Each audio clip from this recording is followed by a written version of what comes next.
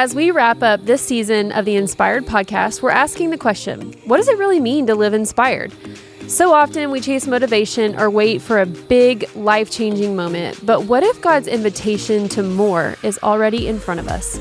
In this episode, Addie, Kayla, and Jess explore how inspiration isn't just about feeling moved, it's about responding with intention. We'll talk about recognizing God's nudges, overcoming the fears that hold us back, and taking small, faithful steps toward the life He's calling us to. Whether you're coming to the Inspired Conference or just looking for a fresh direction, this conversation will help you step forward with confidence. Welcome back to the Inspired Podcast. We're glad you're here. This is episode 4 of season 6, and today I'm joined by Addie and Kayla. Hey. Hi. Give them a shout out. Hello. Hi, guys. My name's Addie. Yes. For those who don't know me, I'm the discipleship director here at X Church, and kind of the catchphrase I've coined is I help people find their people. So if you're looking for a circle or serving, I'm kind of like the church matchmaker in that aspect. But this is my first time on the Inspired Podcast, so I'm super excited to be here. You have been on the Path Podcast. Yes. Okay. Yep. And the X Church Podcast with Pastor Russ and Pastor Tim. Mm-hmm. And you have your own podcast. Yes. What's your personal podcast? Oh, you're going to make me plug it. Yeah, it's so why not? cringy. Okay, I have a podcast called Christ in Me with Addie, where it's kind of just answering big questions about the Bible. Great. Mm-hmm. So you're very familiar with podcasting. I wouldn't call myself an expert, but I do love to talk. So there's that. You and me both. Okay, Kayla? I'm Kayla, and this is also my first time on a podcast, on any podcast. I've not been on any of them, which is so fun. I'm excited. But I'm the kids director, which I don't have a fun catchphrase, but all things kids is all I do, and it's the best ever. I have the cutest job here. Yeah. Personally, I'm married. I have a husband of 7-ish years. He's my favorite person ever most of the time. 7-ish meaning like you don't really know the date? It was 7 last year, so like 7.5. Okay, that's what it is. Okay. Like little kid life. Like I'm 8.5. No, so we've been married for 7.5 years. We have 3 cute little girls. They're 6, 4, and 2. So we are in girl crazy mode. Yeah, what do you even call that? I don't. Just survival. Yeah, survival. That's what it is. Yeah. So it's so fun, but I'm excited to be here. Well, we're glad to have you. And both of you girls are involved in Inspired. And so we're going to be talking about today, what does it look like to live an inspired life? So let's kind of break this down about what is inspired, what is coming up that has inspired in the title. Wink, nudge, nudge. And what is it like? We're just going to kick it off talking about what does inspired mean to you? And how do you live an inspired life? So tell us how you're involved in Inspired, and give us a little teaser for what's coming up actually in how many days? Like 3 days? Like 10. No, it's going to be, 3 days. Wow. The Inspired Conference. Crazy. And you guys have been very heavily involved in all the planning, all the executing. So tell us a little bit about what we can be looking forward to. So I have been doing a lot of hospitality things, which that's a super fancy way to say like all the things you eat and smell and fun soaps in the bathroom. So I planned food and snacks and helped with some swag, which Addie's helped with. So that's been so fun. And like picking out things that the ladies will just get to come and enjoy and not have to think about like, okay, I'm a mom of 3. I don't want to think about what's for lunch for one day. And I just did that for everyone, and it's so fun. Yeah. It's going to be fun just to spoil everyone.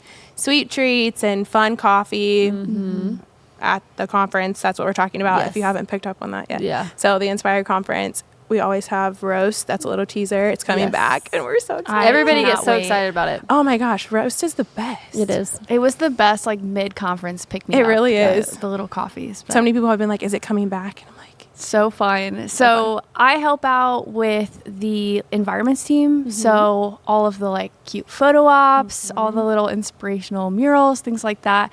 And what we have planned is a tall order this year, but we're going to do it. And it's going to be awesome. So I'm very excited. And I've also helped out a little bit with the merch that's going to be for sale and also the swag. So the stuff that you guys get to go home with. And I think it's going to be one of the best years yet. Yeah. So I'm really excited to just... They keep getting better. Every single year keeps getting better. And they really have. It's a really fun day. We've talked about it on all 4 of these episodes, but let's talk a little bit about what Inspired is behind that day. Okay.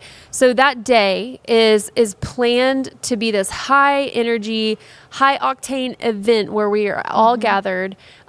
We worship with women alongside our left and right. It's a really special experience. We have speakers that come in. We've got Lisa Harper, we've got Scarlett Hiltebittle, and we have Deanna Carter. And they are just such powerful women communicators. And we always love just filling this house and listening and learning from new voices. And so they're going to be here, and it's really just, if you don't really have any context to what Inspired is, Inspired has been around for about 4.5 to 5 years, and it operates as a women's ministry for this church, which is X Church.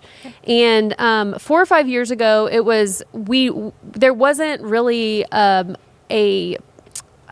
women's ministry per se, but there was this big opportunity. To connect other women, to be seen by other women, to be encouraged by other women, to study alongside other women. And so Inspired, that's where Inspired came from. And it's been around ever since. And every year we have a conference. But outside of the conference, we have, of course, this podcast. And this is the 6th season. So if this is your first time tuning in, you're going to want to go back. There's so many different seasons that you can binge on. We talk about everything. I mean, like literally this season was like, what do we talk about now? I mean, there's endless things to talk about, but we talk about parenting, we talk about body image, we talk about confidence, we talk about hormones, we talk about parenting, we talk just everything.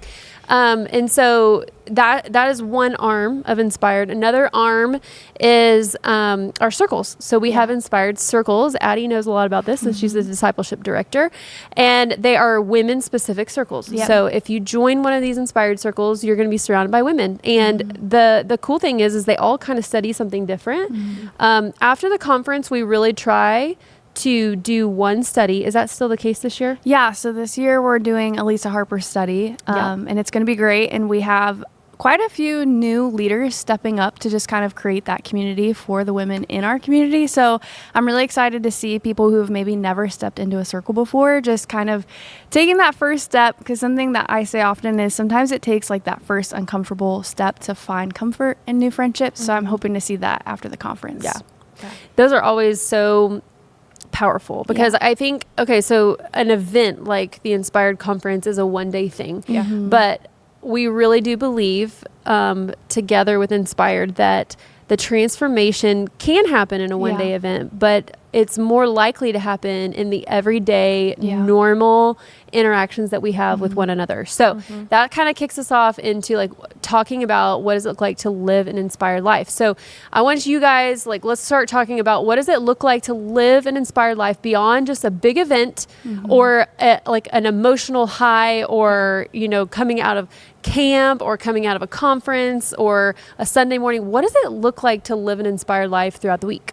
I think that these big events are obviously so fun and they're important, but they're like a launching point. And we say that, we've said that conference is like a launching point for women to meet community, because we go to a decent sized church and there's all kinds of women and you don't know them. So it's a good way to meet community, find your people, and start being intentional and just building those relationships, because we're not meant to do life alone, but sometimes you don't know where to start. So it's a great point for that to keep going. Yeah, that's really good. Last year was actually my first conference, so I'm so excited for this year just to have 2 under my belt. But last year I was brand new, didn't know anyone, and I met this soon-to-be mama, and we just kind of became friends. And now she's actually a circle leader, and she's created a circle, an inspired women's circle for moms of littles. And it's just so cool to see how that one connection bridged into creating, her stepping into that role of leadership and creating space for other moms to have a place here. And so I'm just excited to see what comes from this year.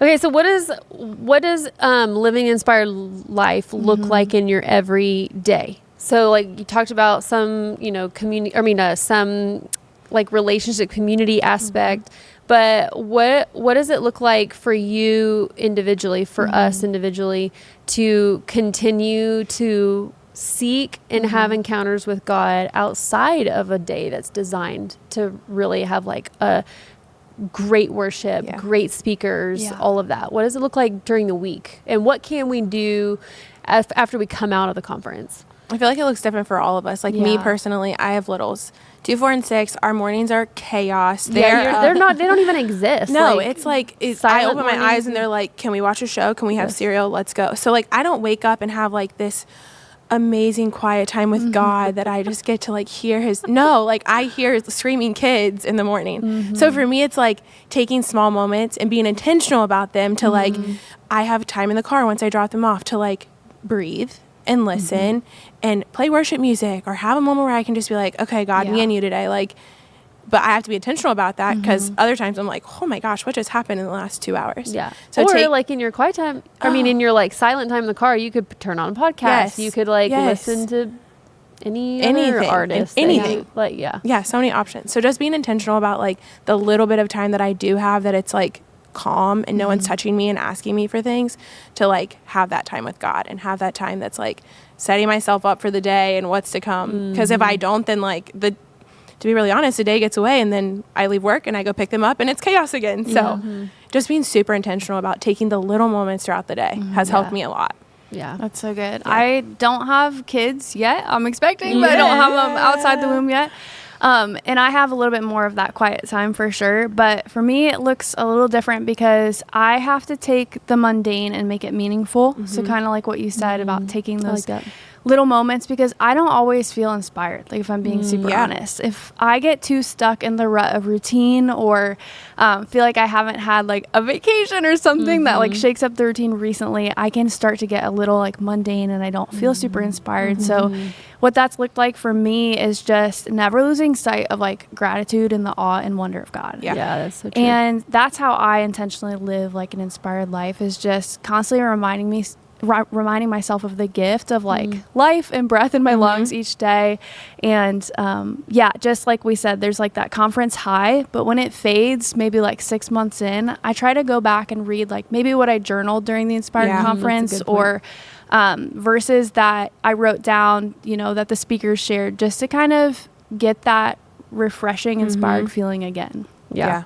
I think, Kayla, I identify with both of you because when I had little kids, I was like, what does it even look like to connect with God? And then I think that I remember specifically one time like sitting and folding laundry and thinking and almost having the feeling that I'm trapped because it was very mundane. And so like I was in my pajamas all day long, taking care of kids and babies and like the food and all this stuff. And I asked myself, I don't feel God. Yeah. And another way of putting that is I didn't feel really inspired. I didn't even feel inspired to connect with God. But you're right. The awe and looking for God's awe and wonder in the mundane changed my perspective. And as I was folding laundry one day, I was like just thinking, and looking back, I think that was a form of praying. Like I'm thinking about connecting with God. How can I do that better? Because I know that when I do connect with him, I feel seen and I feel loved, and I have this fresh energy, and I think that would be hope. Yeah. And then I started engaging with God when I was folding laundry, and it was just the easy, mundane, everyday things. Another thing I did was like went on walks, getting outside when I didn't have a roof over my head and the sky. I mean, it was just the expanse was so much bigger than I was. Then I was just reminded, okay, fresh air. Yeah. I have fresh air in my lungs. I can walk and look around. I have legs that can carry me. I have, arms that can push a stroller and pull a wagon down the street with a dog and 3 kids in tow, and picking up people on bikes that fall and all that. But still, at the same time, it was those mundane moments where I was meeting God. Okay, so let's talk about a few misconceptions of living inspired life, because you were kind of like on the tip of the iceberg of sometimes you don't feel inspired. So what are some of the misconceptions about living an inspired life? Because I guarantee you, because we are exposed to social media, life always looks inspiring from a different point of view. Yeah. But what do we do when it doesn't feel inspiring for ourselves? And what are some of those hurdles or roadblocks? Yeah. I think something people say a lot is like fake it till you make it. But I think God wants our authentic selves, even if we're not feeling it. Like if we're not feeling inspired, he doesn't want you to fake anything. And let's be real, nobody can really relate to someone who's faking it all the time anyways. So I think that's something I tried to do in the beginning a lot. Is like, well, I'm just going to show up and, try to be as optimistic as possible, but that's just not authentic always. And so God can handle our honesty. He can handle the reality of how we're feeling. And so sometimes I was inspired just by like having a cry it out on the floor session with God. And I was like, I feel better, and that's a misconception I think a lot of people have. Yeah. I feel like I can totally relate to that. Like just not feeling it, and like everyone tells me you're just you all the time, and like I'm just me all the time with people I can see and God that I can't.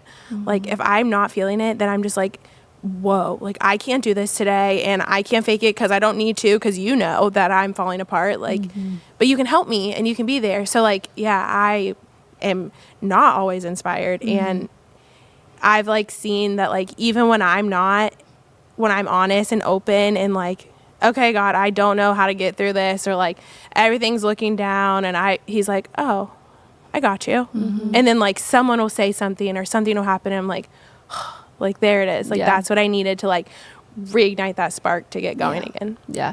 So I had this thought come to mind because like both of you guys were talking about like faking it till you make it, or like up here, like sometimes you really do. The world offers you advice of like, just push forward. Just keep going, just keep doing, and then your motivation will follow. And I think that can be true in some senses. But let's talk about real quick about our experience in our world of Christianity within a church. Okay? We come in week and week out to an amazing, wonderful building. We have an amazing worship team. We have amazing teachers on the stage. And it's like the Ritz of church, because so many different people care and have callings and have skills that they put to use inside of a church building. But what can happen, the misconception is that every time that I approach God, it's going to feel the way it feels when I'm surrounded by surround sound that's like makes me feel like I'm in this like omni theater. Like my eyes are being like dancing with lights, and I'm hearing these angelic voices, and the pastor is saying something that I feel but I could never say in words. How do we go from that? Because this is what the conference is too. Like there are so many times during the conference that I'm like, I wish I had access to this 24/7. And the truth is that we might not have access to the lights and the stage and the microphone and the community, but we have access to the same God. So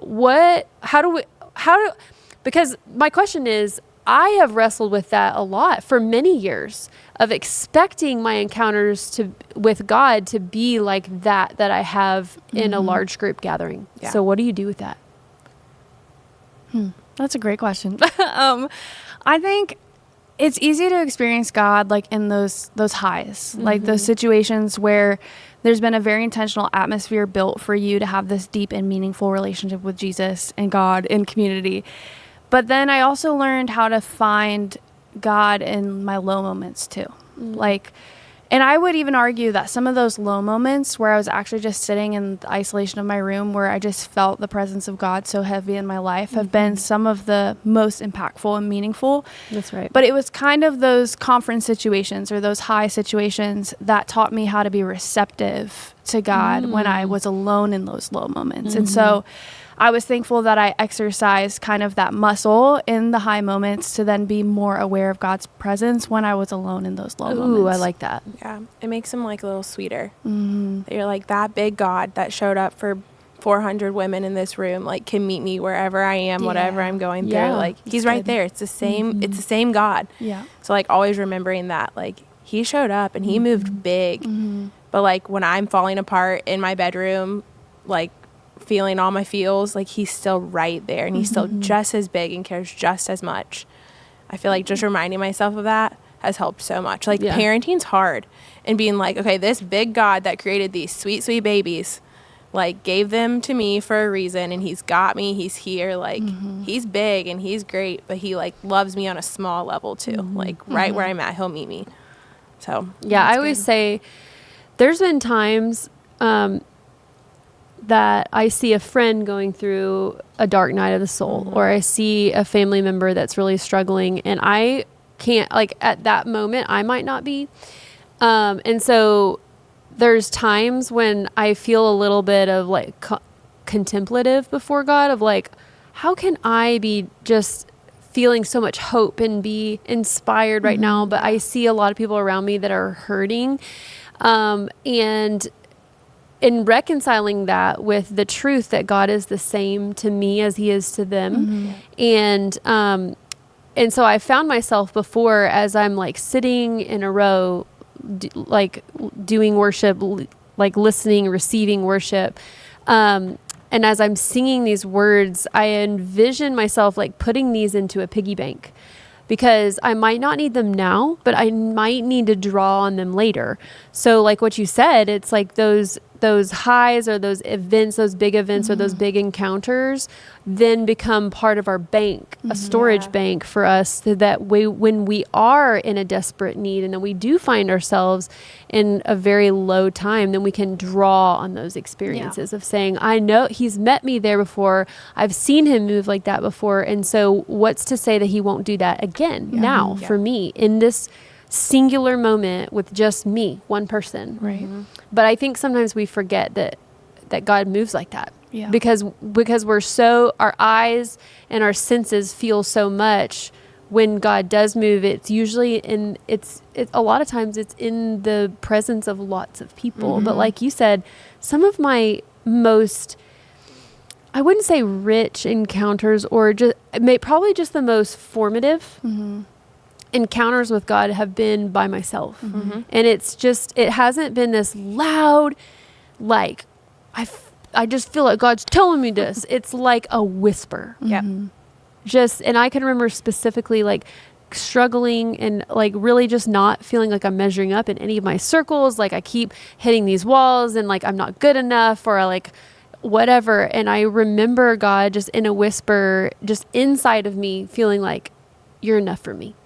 And that, I wrote that down that one time, and I'm like, forever that has changed me. And I will always go back. I'll draw on that experience of it was just me. And he said, you're enough for me. So we talk about these encounters with God. What does that really look like feel like, act out like when God is really calling us to more? How do we know that God's calling us to more? I think in times that I've experienced God calling me to more, there was like a longing ache like on my heart and soul, where it wasn't something that I could ignore. It wasn't something that went away. It was like each day I woke up and I knew that I was either like outside my calling, or that there was something more on the horizon, and maybe I was just too timid to take that step forward.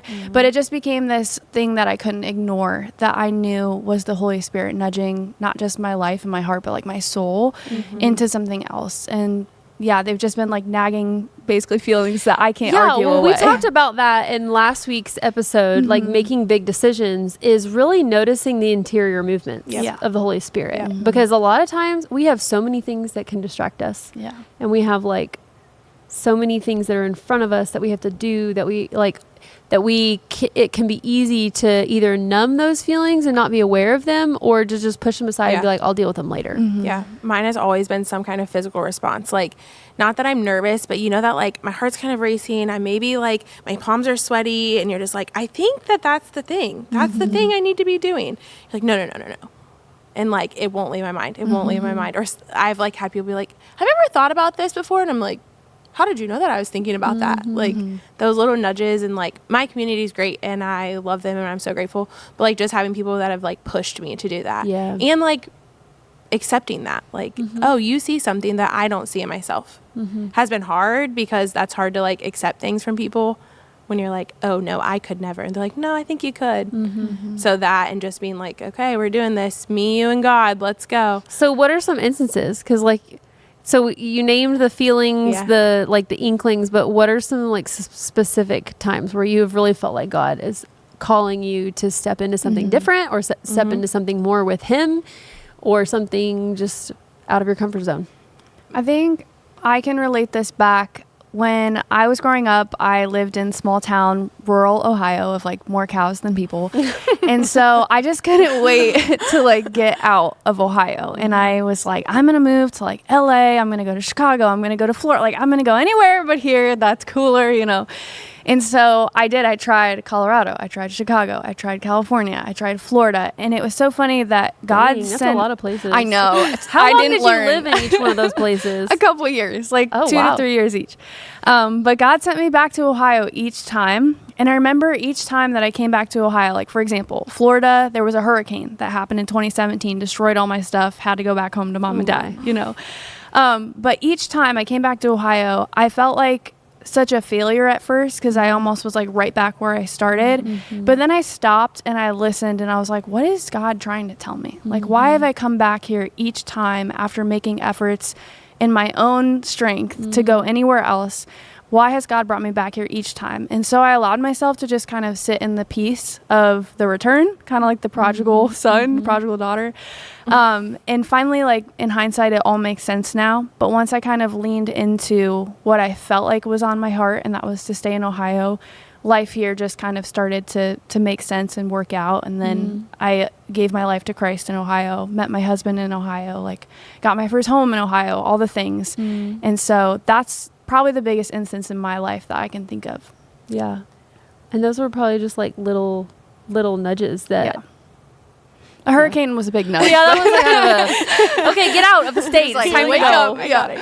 So, okay, what about you, Kayla? For me, my big nudge is this, like my job here at the church. So before this was my job, I was a pediatric nurse for 6 years almost before I like stepped away.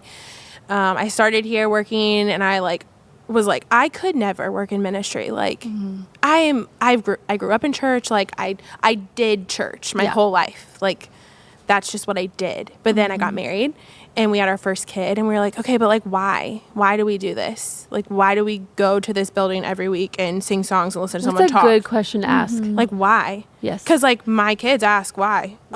You have times a day. So I need to tell them why. Like I need to have some kind of answer. Like, well, it's like of the process of your faith becoming your own. When you ask why and you start asking like the very rooted questions, you really discover the conviction for yourself, not just like because this we're is what supposed my parents to. told me I had to do. Yeah. So coming here, we were like plugged in immediately. We loved the church. It was great. Our kids loved it. Then they're like, there's this job. And I'm like, me?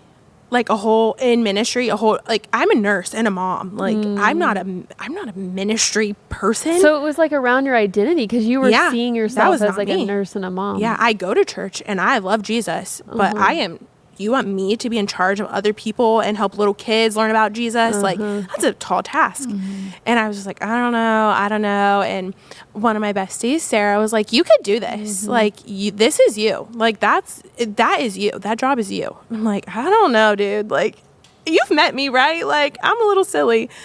And I'm like, let's try it. And I did it. And it was like the weirdest sigh of relief. Like, oh, okay, like this makes sense. Nursing is stressful. And I like finally stepped back completely from that, which was hard, but like I was here and I loved it and it felt right. And it felt right for my family, which is obviously super important. But that was like reimagining everything I was expecting for life. Like I never thought I would step away from being a nurse to work anywhere, let alone in ministry. Like that just sounded like, oh my gosh, that's someone else's thing. That's not mine. But that was a big deal. Yeah. Those are both big steps. So what kept you from doing it? I thought I would fail. I'm probably resonate with that. Like if I'm thinking of times in my life, I don't want to fail. Yeah, I don't want to fail. I don't want to let anyone down.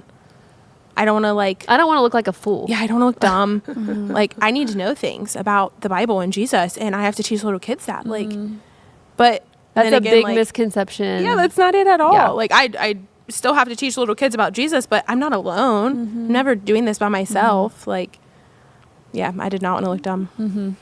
For What about me, you? it was like a fear of becoming stuck and never getting to experience more. Oh. And I thought that I could go out and find more, but God very ironically showed me that he can create more no matter where you are. Like, it doesn't depend on your state or how many cows are around you. But he can literally make something out of nothing. So as many times as I tried to run, he just gave me peace to stay where I was and show me that he could do anything for me anywhere. Yeah. Yeah. I think of the stinger for me a lot of times is like, I'm not qualified to do that because sure.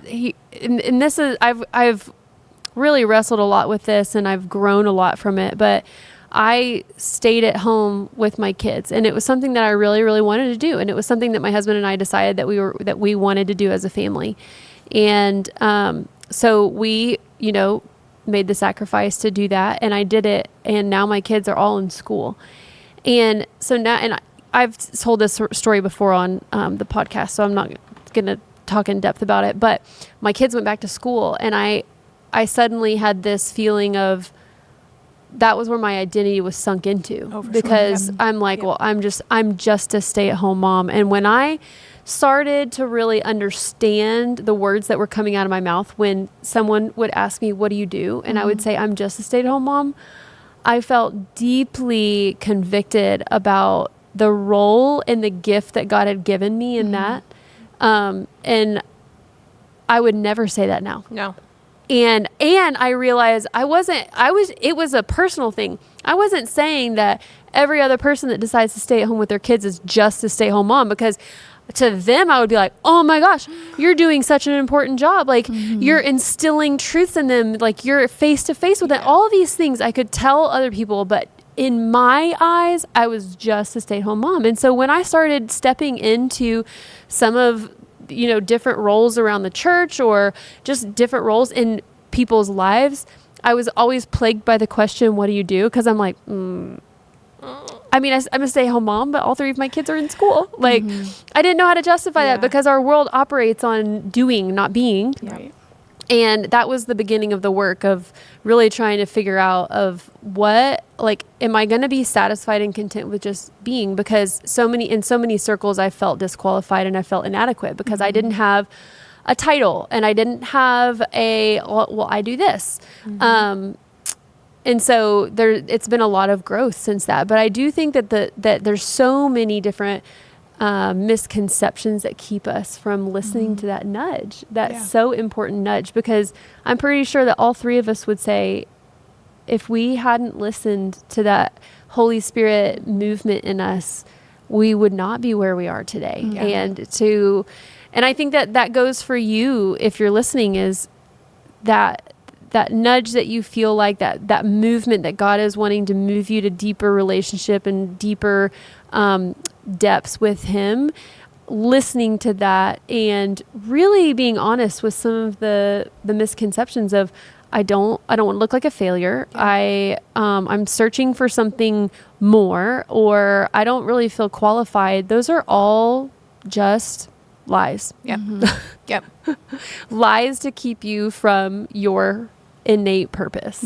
Yeah. Yeah. I think that there's so many, I've talked to so many women that have this say, like, I could never do that. I could never. And then they do it and they're like, I am so cool. Like, and proud. I can do big things. Yeah. We do like words of affirmations with my kids at bedtime, and like, it's for them, but it is for me too. Like, Cody will read them and it's like, I'm enough. It's okay to make mistakes. Like, I can do hard things. Like, all of this stuff that like I'm saying to my 2, 4, and 6-year-old, that I'm like, I'm 30 and I need to remember that like I can do hard things. Yes. Yeah. Like, these are such simple, like, they're one sentence things that we say to them. And they're like getting that in their head right now. And I hope when they're 30, they're like, I remember when my mom told me that I could do hard things. Yeah. And like, they're going to question it because that's what we do. But like, hopefully they have that little bit in them that's like, I remember. Okay, so this thought just came to mind because you said you were looking for something more. You are like giving your kids affirmations, but it's hard to believe about yourself. For sure. I would project on other people like you're doing, like what you're doing is really important, but I myself wouldn't see it. Yep. But what would it look like to be able to name some of these misconceptions that you might be believing in? What would it look like to take some of these things that you're after that you feel like God is moving and just simply give that to him and see what he says about it? And really to do that, let's talk about that for a minute. What does it look like to receive and listen to God? Because if you would have asked me 5 years ago, what does it look like to listen to God? I'd be like, heck, I don't know. You tell me. Yeah. So our circle is reading a book called Pray First, and it's been great. It's so good. It's like had so many good conversations, but it's a lot about just like taking that time, being intentional, praying first before you freak out. But it's like, take these small moments to be like, okay, God, today I am struggling with insert what you're struggling with. I'm feeling anxious about, I'm doing this. I'm feeling worried about this. Like, how am I going to pay this bill or do that? But like, it's not up to me. So I take that to him first. Like I do this sometimes. Like I'll wake up in the morning when my kids are freaking out and I'm like, okay, God, today I can't. I can't. But you can. So like just taking things to him first before I freak out has been like a game changer. Yeah. Because then I'm like, it's not just me trying to figure this out. I don't have to have it all figured out. I can be like, help me. I don't have the answers to these things today, or I don't know how I'm going to handle this today. But Yeah, that's just opening up a conversation with him. This is the Super state simple. of my soul right now. Yes, this is where I am, and you know it. Yes. Help me. Yeah, help me. Please, get me out. Yeah. I relate to that because I think something about me is I'm like a words of affirmation person. So I love getting like feedback from people. I love hearing like their thoughts on a certain situation, but I kind of get ahead of myself sometimes where I go to like a friend or my grandma or my counselor, or a pastor even, and I'm like, what do you think about this? And I'm trying, even my husband, something I've been really trying to do is take it to God before I talk to other people about it. Yeah. Just because I think there's something really special about sitting in the quietness of a situation where you're just still and open and saying like, I'm receptive before you flood like your heart and your mind with kind of the opinions and thoughts of others. And that's something that's been really hard for me, especially now being married. My husband and I have been married since 2023. But I found myself in the beginning really struggling to feel connected with God because he was right there, my husband, and I could just go to him and be like, this happened today, and like, what should I do? And then I realized I was really lacking in my relationship with God because I now had my husband there like 24/7 to vent to, which he's so patient and wonderful, but so is God. And I just learned to kind of take it to him first before I try to get the opinions or affirmations of others. That sounds like echo chambers. We talked about that on the podcast like seasons and seasons ago. But like your community is amazing, and like I love my people so much, but like not that they're always going to tell me what I want to hear, but sometimes they'll just tell me what I want to hear, so I stop freaking out. Like that's not always what I need. I need someone to be like real with me or like put me in my place a little bit. So what do you do when you do pause and you do say, God, I can't, you can, and you don't feel any different? Or you take it to God first and you don't really feel any resolve, or you don't feel any answer, or you don't feel any different. What do you do then? I think I'm sort of in that season right now. Like finding out that we were surprise pregnant was really fun, but also like I just feel like that's been my prayer to God is like, I can't, but you can, and you're gonna help me get through this. It's such a blessing, but it's also so crazy because it was just we weren't expecting it right now. And so that's kind of been my daily prayer is like, I have no idea what I'm doing, but you know exactly what's gonna happen. You know exactly like who this baby's gonna be and like the kind of parents we're gonna be. So just each day, like that's been my prayer is like, I'm trusting you. And really the prayer I've just been repeating is, God, I invite you into my day. Help me to see you in it. And that's it. Just that simple. And not a lot has changed. I still have like several months ahead of me in this new journey. And that's just kind of been the prayer that I'm praying in joyful expectation of what's going to happen. So, because I think that we live in such an instant gratification culture. And so sometimes it can feel a little weird when we can get Amazon delivered at our house in 2 hours. And we're grateful for that. God doesn't deliver in 2 hours. DoorDash. DoorDash. We love that.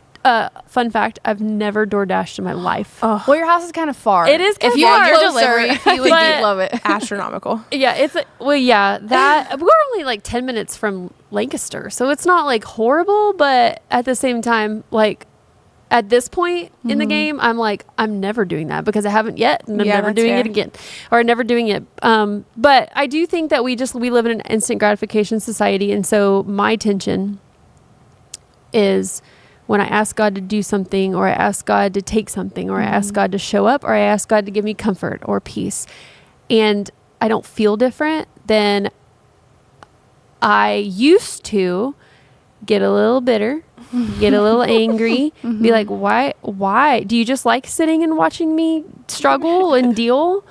And I think in those moments, I still was not slowing down enough. Yep. Yeah. Because I had an expectation. Mm-hmm. And it can be hard because what we're told is just ask and you shall receive. Yeah. Or just have the hope, just have the trust. Come to him with your concern, like whatever. Be persistent. But the problem is what happens when we don't feel like those are answered. Yeah. And we see everybody else around us either just in a different part of their journey with Jesus, and he answers everybody completely different. But I think it can be a little isolating when we're stuck with, okay, but I've been listening for a long time, and I don't really hear you. Yeah. Because I just don't think that God works on our schedules. No. Yeah. And that's okay. I've seen that, like, when I ask for something, like, I don't know, I don't have a good example right now, but if I ask for something and I'm not getting the like answer that I want in the timeline I want, it's typically because I'm not ready. Like something about me needs to grow or shift, or my mindset needs to change because I'm not ready for God to give me what he wants to give me. It might not be exactly what I prayed for or what I was picturing, but my capacity is not where his is yet. Right. So- So then your prayer becomes a little bit different, Yes. right? Like grow me, shape change me in the change way that me. you need me to know Yes. this truth Yes. about you. Yes. Yeah. That's been like a growing. That can be very humbling. To be like, I don't know where I'm supposed to go or what you want from me, but like shape me. And then you like have to be willing to do that. Yeah, that's just because that's a big also point of not surrender. fun. Yeah. Yeah. Like it's not always what you wanted, or it doesn't look how you pictured your life looking like. And it's okay because it's always better. Yeah. It's always that's a better. good truth, It's always yeah. better than what I could have imagined. This is reminding me of a devotional I actually had the other morning that really changed the way I thought about worrying about the future. And it said, there's a verse that talks about how God holds the secret things. And this devotional was talking about how future things are secret things. And so the things of the future are the things that only God knows that are a secret to us, and how we should actually repent from worrying and trying to like grasp the future things, the secret things before it's time.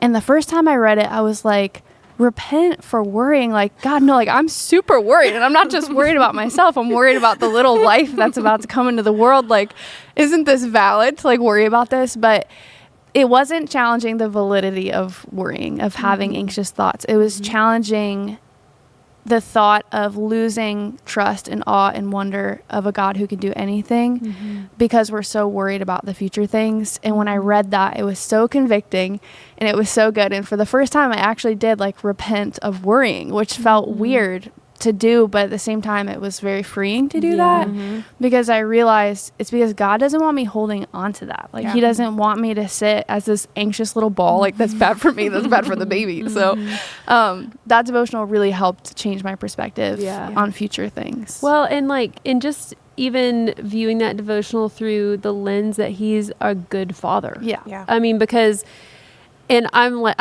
always get so excited when people are expecting because there's this facet of God becoming a parent that opens up your view. It changes everything. It really changes your image of God. Yes.